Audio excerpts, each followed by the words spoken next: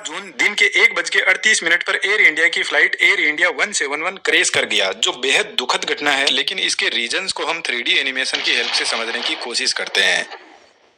यह एयरप्लेन अहमदाबाद से 242 पैसेंजर को लेकर 1:36 पर लंदन गेटवे की तरफ उड़ान भरता है। करीब 2 मिनट तक एयरप्लेन रनवे पर अपनी स्पीड को बढ़ाता है। जब एयरप्लेन 300 किलोमीटर पर आवर की स्पीड तक पहुंच जाता है तो प्लेन रनवे से टेक ऑफ करता है। अभी प्लेन ने जस्ट टेक ऑफ किया है और सिर्फ 191 मीटर की हाइट पर पहुंचा है, लेकिन प्लेन का पायलट मेडे कॉल करता है एयर ट्रैफिक कंट्रोल के पास में और इमरजेंसी के बारे में बताते हैं कि प्लेन लिफ्ट नहीं कर रहा है। इसके बाद में कनेक्शन लूज हो जाता है और एयरप्लेन धीरे धीरे नीचे आने लगता है और एक हॉस्टल के बिल्डिंग से जाकर टकराता है और जबरदस्त ब्लास्ट होता है।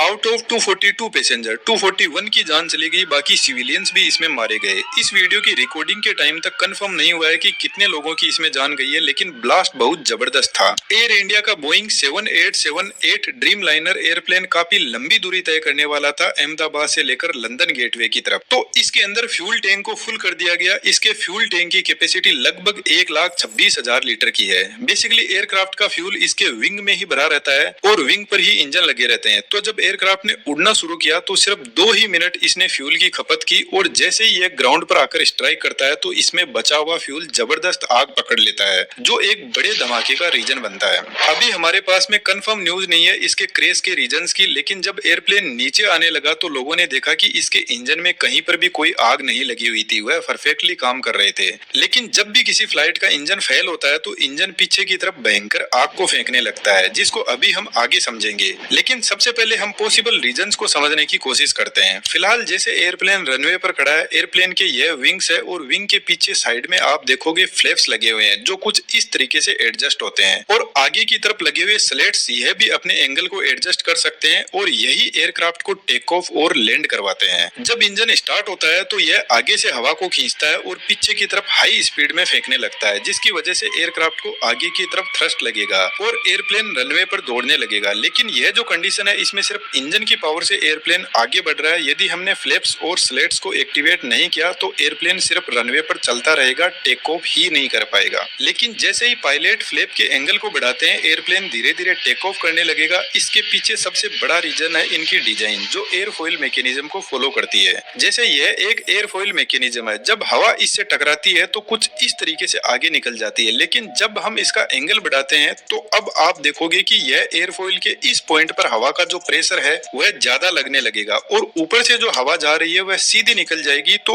इस पॉइंट पर एयर का जो प्रेशर है वह लो हो जाएगा और हमें अच्छे से पता है चीजें हमेशा हाई प्रेशर से लो प्रेशर की तरफ बढ़ती है। तो जैसे ही पायलट एयरप्लेन के फ्लैप और स्लेट एक्टिवेट करता है तो विंग के ऊपर की साइड में लो प्रेशर जनरेट होगा और एयरप्लेन टेक ऑफ करने लगेगा। लेकिन एयर इंडिया के बोइंग 7878 ड्रीम लाइनर में प्रोबेबली एक्सपर्ट्स का ऐसा कहना है कि यदि फ्लैप और स्लेट टेक ऑफ के बाद में यदि उनमें कोई टेक्निकल एरर की वजह से कोई प्रॉब्लम आई तो यह एयरप्लेन को लिफ्ट प्रोवाइड ही नहीं करवा पाएंगे और एयरप्लेन अपने आप नीचे आने लगेगा। लेकिन बोइंग का यह एयरप्लेन बहुत ही ट्रस्टेड एयरप्लेन है, इसमें ऐसी प्रॉब्लम होने के चांस बहुत कम होते हैं। तो यहाँ पर दूसरा बड़ा रीजन हो सकता है गर्मी। यदि आपको पता हो तो राजस्थान और गुजरात के एरिया में बहुत ज्यादा टेम्परेचर बढ़ा हुआ है अभी के टाइम, और जब टेम्परेचर बढ़ता है तो हवा की डेंसिटी कम हो जाती है, जिसकी वजह से एयर पार्टिकल दूर दूर चले जाते हैं। यह लंबी दूरी का विमान था तो जनरल सी बात है इसमें बहुत सारा लोड भी होगा और यदि लोड ज्यादा हुआ ऐसी गर्मी में तो प्लेन टेक ऑफ तो कर जाएगा, लेकिन हवा की डेंसिटी की वजह से लिफ्ट प्रोवाइड नहीं करवा पाएगा।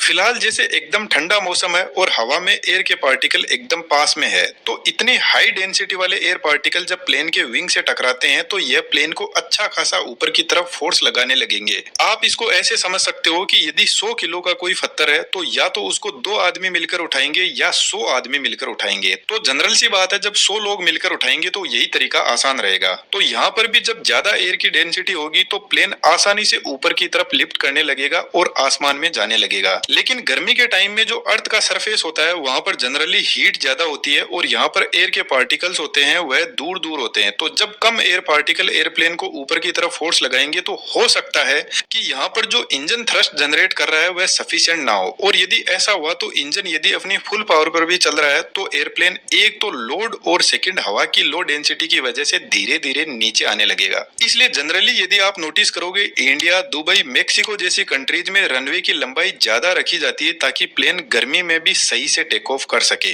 लेकिन दोस्तों, एक इंपॉर्टेंट बात मैं आपको बता देता हूँ, एक बार प्लेन के टेक ऑफ करने के बाद में यदि इंजन में कहीं पर भी कोई प्रॉब्लम आती है तो पायलट कुछ भी नहीं कर सकता, उसके कंट्रोल में कुछ नहीं होता है, क्योंकि प्लेन को वापस जल्दी से टर्न देकर रनवे पे नहीं लाया जा सकता। तो यहाँ पर हो सकता है कि यदि कोई बर्ड बाई चांस यदि इंजन में फंस गया हो तो यह भी एक बड़े हादसे का रीजन बनता है, लेकिन इसके चांस कम है। फिर भी हम समझते हैं कि एक बर्ड कैसे इतने बड़े एयरप्लेन को क्रैश कर सकता है।